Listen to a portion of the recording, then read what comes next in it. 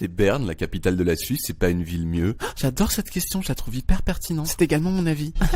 Franchement, Berne, c'est une ville trop sympa. Et ce, pour au moins 5 raisons. 5? Ouais, 5, et je vais les dire une par une. Raison 1. Berne, ça fait partie du petit nombre de villes qui ont été construites sur la boucle d'une rivière. Bon, c'est pas la seule, il y a aussi celle-ci, celle-ci, celle-ci, celle-ci, celle-ci, celle-ci et celle-ci. Mais c'est quand même une chance quand on pense que la plupart des boucles de rivières sont totalement dépourvues de villes. Et du coup, c'est triste.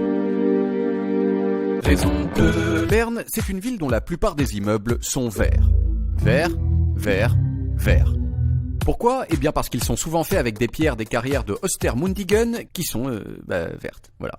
Du coup, moi je connaissais Clermont-Ferrand, la ville noire, Besançon, la ville bleu ciel, Metz, la ville jaune, Toulouse, la ville rose, mais franchement, vert c'est encore plus classe. Raison 3. Une quantité incroyable de choses ont été inventées soit à Berne, soit par des gens originaires de Berne. C'est à Berne que Einstein a inventé E = MC2 dans cette maison. C'est à Berne qu'a été inventé l'un des premiers antidépresseurs qui permet aux gens d'attendre un peu avant de se suicider. Et c'est surtout à Berne qu'a vécu pendant longtemps Adrien Frutiger, inventeur de plein de polices de caractère chamées, comme par exemple celle de l'aéroport Roissy-Charles de Gaulle à Paris.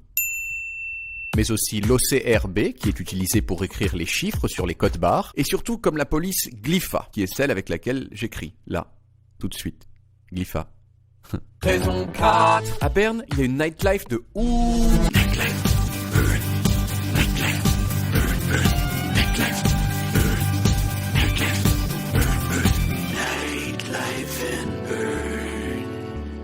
C'est la meilleure nightlife. Et enfin, raison 5. J'avais un peu du mal à le croire tellement c'est ouf, mais à Berne, on peut se jeter un peu n'importe où dans la boucle de la rivière et se laisser aller au courant comme un connard.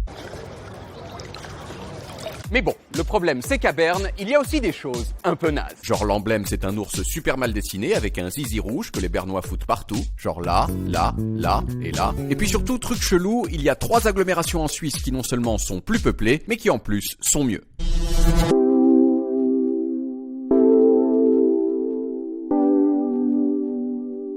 Et pourtant, c'est Berne la capitale. C'est là qu'il y a un palais avec des trucs marqués en latin. Curia Confederationis Helveticae, c'est du latin. Ça veut dire... Et c'est là que dans l'ensemble, les choses se décident. Du coup, tout ça soulève la question du début, pourquoi est-ce que c'est Berne la capitale de la Suisse?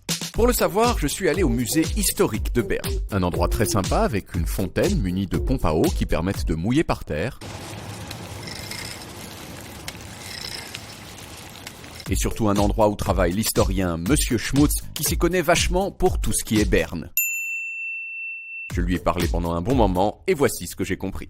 En 1847, il y a eu une guerre entre différents types de Suisses, avec d'un côté les Suisses normaux, et de l'autre les Suisses sécessionnistes conservateurs, qui voulaient créer leur propre petite Suisse séparée. Malheureusement pour ces derniers, ce sont les Suisses normaux qui ont gagné, et ils ont décidé de créer un État fédéral où tous les Suisses seraient égaux et amis. Mais à ce moment-là, il faut choisir une capitale, et les parlementaires hésitent entre 3 villes. 1. Lucerne, 2. Zurich, 3. Berne. Pourquoi ces 3-là? Eh bien entre autres parce qu'elles avaient été un peu, à tour de rôle, des sortes de capitales. Donc elles connaissaient un peu le business d'être une capitale. Sauf que Lucerne c'était la capitale des méchants Suisses sécessionnistes, donc non. Zurich c'était une ville super riche et industrielle qui avait tendance à se la péter grave, et on voulait pas qu'elle se la pète encore plus, et il restait donc que Berne. Ah, c'est absolument logique que Berne est devenue capitale de la Suisse. Voilà, en somme, si c'est Berne la capitale de la Suisse, c'est qu'en 1848, c'était la seule ville qui avait à la fois une expérience de capitale et qui n'était ni trop conservatrice, ni trop puissante.